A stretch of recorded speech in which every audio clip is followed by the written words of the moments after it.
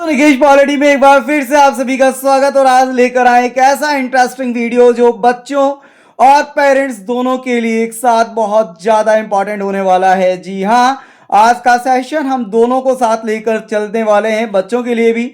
और पेरेंट्स के लिए भी, उन सभी अभिभावकों के लिए, उन सभी पेरेंट्स के लिए जिनको ये लगता है, जो देखते हैं कि बच्चा मेहनत बहुत करता है लेकिन कहीं ना कहीं एग्जाम टाइम पर एग्जाम लिखने के समय वो चीज़ों को रिलेट नहीं कर पाता, वो चीज़ों को याद नहीं कर पाता, और कहीं ना कहीं जो वो डिज़र्व करता है, जो वो मार्क्स, जो परफॉर्मेंस वो डिज़र्व करता है, वो परफॉर्मेंस कहीं ना कहीं मिसिंग सी नज़र आती है। इसी एक समस्या को देखते हुए आज का हमारा ये सेशन होने वाला है, तो प्लीज़ सेशन को बीच में मिस मत कीजिएगा। इस प्रॉब्लम को कैसे हम सॉर्ट आउट करें, कैसे इससे बाहर निकलें, तो देखिए इसको लेकर 5 सिंपल स्टेप्स अगर हम फॉलो करें तो बड़ी आसानी से इस प्रॉब्लम से दूर बाहर निकला जा सकता है, आसानी से इस प्रॉब्लम को फेस कर सकते हैं। क्या है ये 5 स्टेप्स? नंबर 1, जो भी हम पढ़ रहे हैं, कोई चैप्टर है, कोई टॉपिक है, कोई बुक है, वॉट कुछ भी, जब आप उसको पढ़ते हैं तो आपको उसके पीछे का मोटिव, क्या आप उस चैप्टर को पढ़कर, उस टॉपिक को पढ़कर आप क्या हासिल करने वाले हैं, उसको लेकर आपका पूरा मोटिव जो होना चाहिए वो क्लियर होना चाहिए। मैं एक एग्जांपल देकर बताता हूँ। पॉलिटिकल साइंस फॉर एग्जांपल, एक चैप्टर होता है राइट्स या फंडामेंटल राइट्स, और जब कोई बच्चा फंडामेंटल राइट्स पढ़ रहा है तो उसको चैप्टर को स्टार्ट करने से पहले जब वो चैप्टर का नाम देखता है तो उसको ये पता होना चाहिए कि फंडामेंटल राइट्स जब मैं पढ़ रहा हूँ या राइट्स में जब पढ़ रहा हूँ तो इससे मुझे क्या जानकारियां हासिल होनी चाहिए, मैं क्या जानकारियां, किस तरीके की इंफॉर्मेशन, किस तरीके की एक अंडरस्टैंडिंग मैं इस चैप्टर के थ्रू हासिल करूंगा। ये जब उसको मोटिव उसका क्लियर होगा तब वो चैप्टर के साथ आसानी से या सही तरीके से कनेक्ट कर पाएगा, और जो आउटकम होगा वो सिंपल तरीके से पढ़ने की अपेक्षा क्या होगा, बेहतर होगा। तो पहला तरीका है कि आप जो भी पढ़ रहे हैं उसको लेकर आपका जो मोटिव है, आपका जो लक्ष्य है वो स्पष्ट होना चाहिए, और इस तरीके से आप जो हैं वो चैप्टर के लिए या उस टॉपिक के लिए आपकी जो अंडरस्टैंडिंग है वो बेहतर होगी। नंबर सेकंड जो है वो होता है कि एक बार आपने एक टॉपिक पढ़ा, 15 मिनट, 20 मिनट, आधा घंटा, जो भी आपका फाइन, उस टॉपिक का जो टाइम उसमें लिया है, उस टॉपिक के अंदर जितना टाइम आपको लगा, उसके बाद थोड़ा समय आपको रुकना चाहिए, और उस टॉपिक के बाद आप टॉपिक में जो आपने पढ़ा है उसको एक बार आपको समझने की कोशिश करनी चाहिए, सेल्फ अंडरस्टैंडिंग बनाने की कोशिश करनी चाहिए, उस पर मंथन करना चाहिए।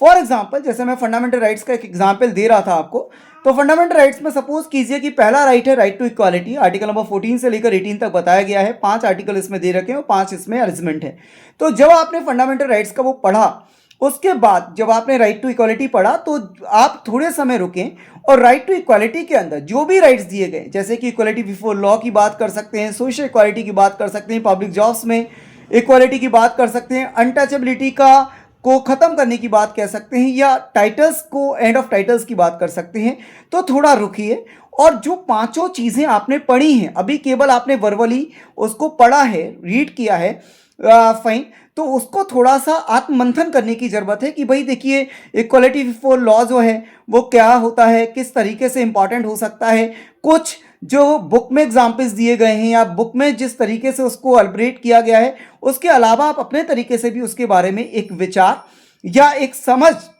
अपने स्तर पर बनाने का काम कर सकते हैं। तो पहला हमारा स्टेप हुआ कि मोटिव क्लियर होना चाहिए। दूसरा है कि थोड़ा समय रुकें और उसके बारे में एक अंडरस्टैंडिंग डेवलप करें। नंबर 3 यहाँ पर होता है कि एक डायरी आप क्या कर सकते हैं, मेंटेन कर सकते हैं। इसका मतलब क्या है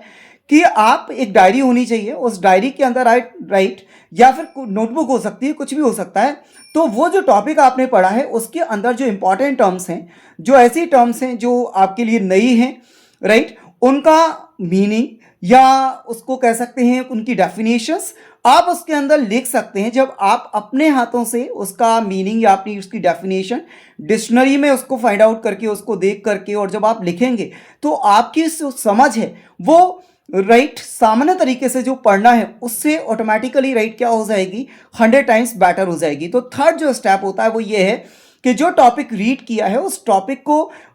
उसके अंदर जो हार्ड टर्म्स हैं या हार्ड वर्ड्स हैं, या फिर आप कह सकते हैं आपके लिए न्यू टर्म्स या वर्ड्स हैं, उनको आपको एक जगह नोट डाउन करना चाहिए और उसकी मीनिंग या डिफाइंस उसको समझने की कोशिश करनी चाहिए। नंबर 4, देखिए जनरली देखा गया है आजकल क्या हो रहा है कि आजकल स्टेशनरी कई तरीके की आ रही हैं और बच्चा राइट क्या करता है, जैसे कि वाइटनर्स की मैं बात कर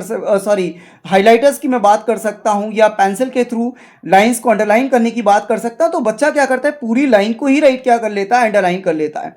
तो उससे दिक्कत क्या होती है कि जब आप रिवाइज कर रहे होते हो, रिकॉल कर रहे होते हो अपने चैप्टर को, जो सब सारी लाइंस के नीचे सभी लाइंस अगर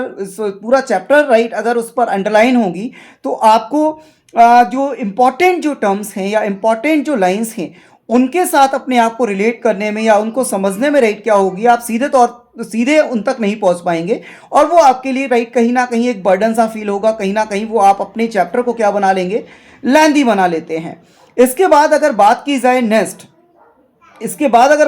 नेक्स्ट लेवल की, तो नेक्स्ट लेवल के अंदर आप क्या कर सकते हैं कि जो टॉपिक हमने पढ़ा है उसको प्रैक्टिकली इंप्लीमेंट करने की कोशिश कर सकते हैं कि जो हमने पढ़ा, जैसे फॉर एग्जांपल सोशल इक्वालिटी, जैसे हमने पढ़ा फंडामेंटल राइट्स की बात कर रहा हूं। पढ़ना एक अलग बात है कि मैं अपने व्यवहार में इस चीज़ को किस तरीके से लागू कर सकता हूं कि मैंने पढ़ा है कि रेस बेसिस पर, जेंडर बेसिस पर, लैंग्वेज बेसिस पर, प्लेस ऑफ बर्थ बेसिस पर किसी के साथ कोई डिस्क्रिमिनेशन नहीं होना चाहिए एट सोशल प्लेसेस